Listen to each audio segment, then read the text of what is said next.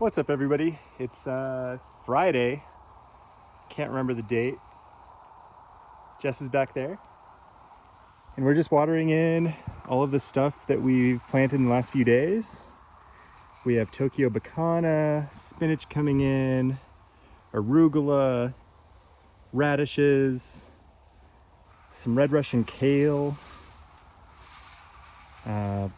Today we're going to put in some tatsoi and some bok choy, and I believe some Hakurei turnips, and some, I think it's like a red chard.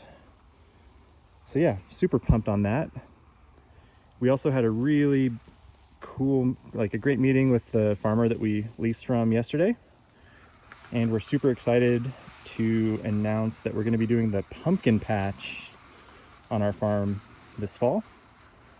So we get to grow probably 3 or 4 acres of pumpkins, which is going to be fun. Never really grown pumpkins before, and get to run all of the fun activities. So we're probably going to do a lot of videos updating you all on the progress of the pumpkin patch in the coming weeks and months. But yeah, that's going to be an adventure. So if you're up here next fall, definitely come get some pumpkins, join the festivities. But yeah, we have a lot of growing vegetables between here and there. I think we're going to plant a little, we planted some salad mix, more salad mixes right here. Super pumped on that. And then I think we found like 100 Salanova seeds. We're going to plant those. So really fun times on the farm, getting a lot of stuff in the ground. It's like mid-Feb, 80 degrees in the tunnel today. I think it's like 44 outside for a high today. It's been getting down into the mid-20s, low 20s at night. But yeah, everything's doing great. I think we're planning a trip back to Portland soon to go get some supplies. We're going to probably go get our fertilizer over there, since we know of a really good bulk supplier, so we don't have to ship it in from like elsewhere. And yeah, super pumped on that. Trying to think if there's anything else to update. I think we're finally pulling the trigger on a greenhouse. So we're gonna order that this week or by next week. So we'll have a heated greenhouse so we can get stuff started a little earlier. It's definitely gonna help out the tomato situation up here in Valley County. Outside of that, gosh, what else is new? That's pretty much it.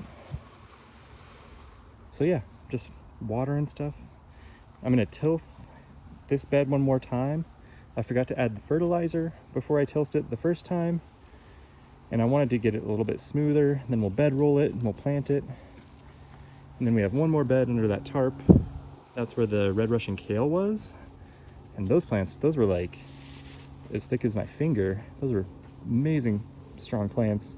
So we're letting them kind of break down a little bit, give them a few more days before we plant that. That's our last row. That's like the last 50 feet that's plantable on the farm for now.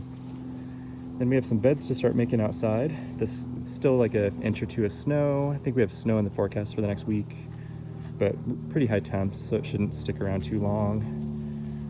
And it's kind of a soupy mess out there in the fields, so we're hoping to get out there as soon as we can. Have a lot of compost to spread, beds to make, get the wood chips laid down in the walkways, all that fun stuff, and then get all those things planted. So yeah, busy time of the year. It's pretty fun though.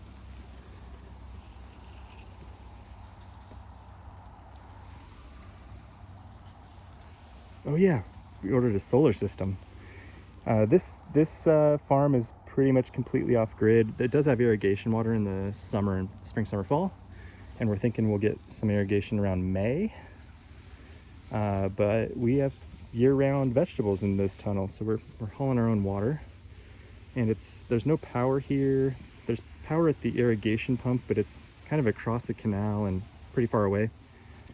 And so we kind of spec'd out a a pretty sweet little solar kit. We're gonna have about, I think 16 like 16,000 watts of battery or watt hours, and about 9,000 watts of generation. And yeah, that should be enough to run like the heater in the greenhouse, and we're gonna get some circulation fans in the tunnels to improve like it'll actually help it not frost as much, and just the humidity. It gets a bit high. We get a lot of condensation on the walls, which blocks light and isn't super great for the plants, so that'll help. So yeah, we're super stoked to get the solar. It's gonna be 2 strings of 9 panels each, 18 panels. So 9 panels in a series, 2 strings of those in parallel, and it pretty much maxes out the charger and the inverter, which will be a great system.